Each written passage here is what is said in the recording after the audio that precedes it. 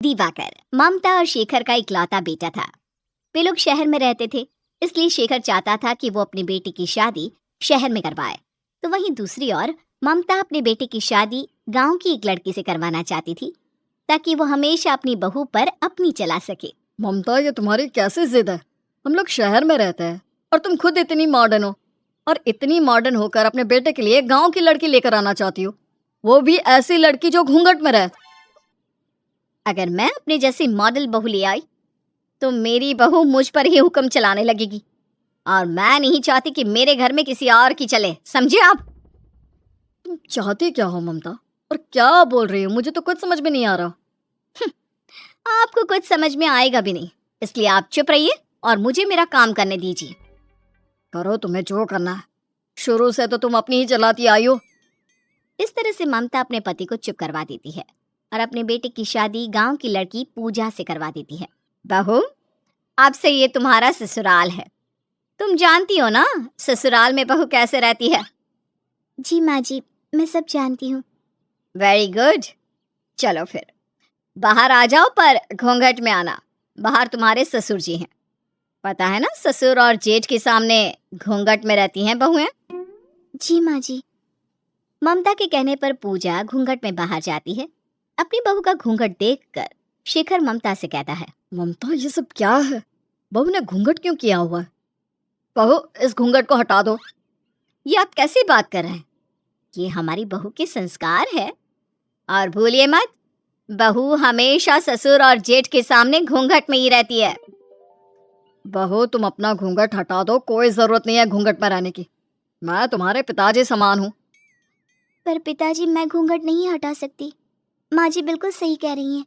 ये मेरे संस्कार नहीं है कि मैं अपने ससुर जी के सामने बिना घूंघट के घूमूं।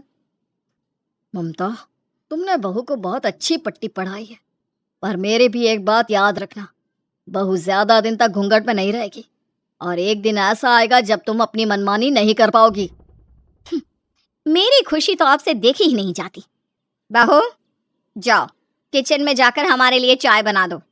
शाम हो चुकी है और चाय बनाने के बाद डिनर की तैयारी कर लेना। पूजा अपनी सास की कही हर बात को पत्थर की लकीर समझकर उन्हें करने लगती है। तो वहीं दूसरी ओर शेखर चाहकर भी कुछ नहीं कर पाता। ममता, तुम जो बहू के साथ कर रही हो वो बिल्कुल भी सही नहीं है। तुमने सोचा है, अगर कभी सोसाइटी वाले हमारी बहू को घूंघट में देखेंगे तो तुम्हारे बारे में क्या सोचेंगे? क्या सोचेंगे? यही सोचेंगे ना कि देखो ममता कितनी संस्कारी बहू लाई है, जो हर समय घूंघट में रहती है। इस तरह से ममता शेखर को चुप करा देती है। अब ऐसे ही कुछ समय बीत जाता है और ममता अपनी मनमानी करती रहती है। बहू, तुम तो उस दिन बड़ा कह रही थी कि तुम्हें सब पता है, सब आता है। क्या तुम्हारे मायके वालों ने तुम्हें इतना भी नहीं सिखाया कि रात में सोने से पहले सास के पैर दबाने चाहिए? समझाया था माँ जी, गलती हो गई। गलती हो गई तो अब अपनी गलती को सुधार लो। मेरे पैरों में बहुत दर्द हो रहा है, आकर मेरे पैर दबा दो। इस तरह से ममता अपनी बहू को कठपुतली की तरह नचाने लगती है। अब पूजा भी अपनी सास की चालाकियों को समझने लगी थी।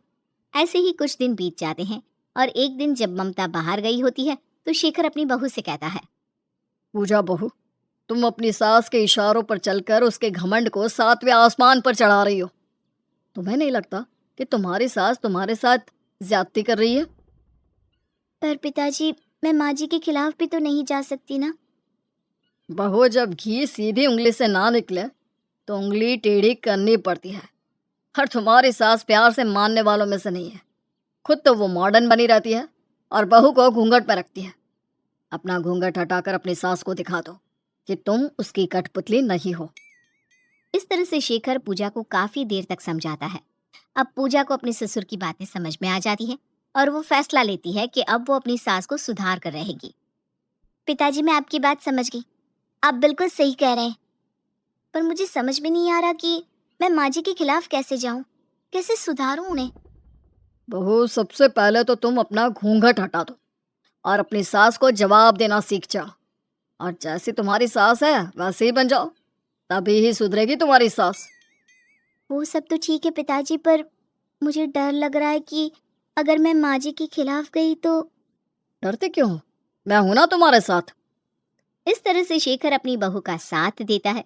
अब कुछ दिनों बाद पूजा बिना घूंघट के घर में घूमती है और धीरे धीरे बिना अपनी सास से पूछे घर से बाहर जाने लगती है।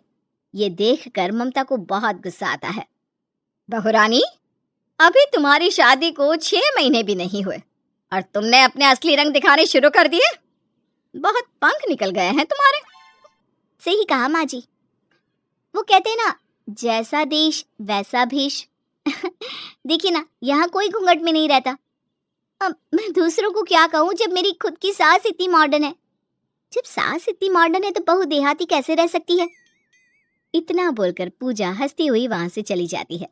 ममता अपनी बहू को इस रूप में देखकर बड़ी हैरान होती है। अब समय यूं ही बीतता है और ऐसे ही एक दिन। बहू, घूंघट ना करने से, बाहर घूमने से कोई मॉडर्न नहीं बन जाता। और वैसे भी बहू चाहे कितनी ही मॉडर्न क्यों ना हो जाए, उससे अपनी सास की सेवा करनी ही पड़ती है। माँ जी, बहू सास की सेवा तब करती है जब सास को सेवा की जरूरत होती है। पर आप तो मुझसे भी ज्यादा जवान दिखती हो, भला आपको कैसे सेवा की जरूरत। पूजा का बदलता रूप देखकर ममता हैरान हो जाती है। उसे समझ में नहीं आता कि अब वो क्या करे कि फिर से पूजा को अपने बस में कर सके।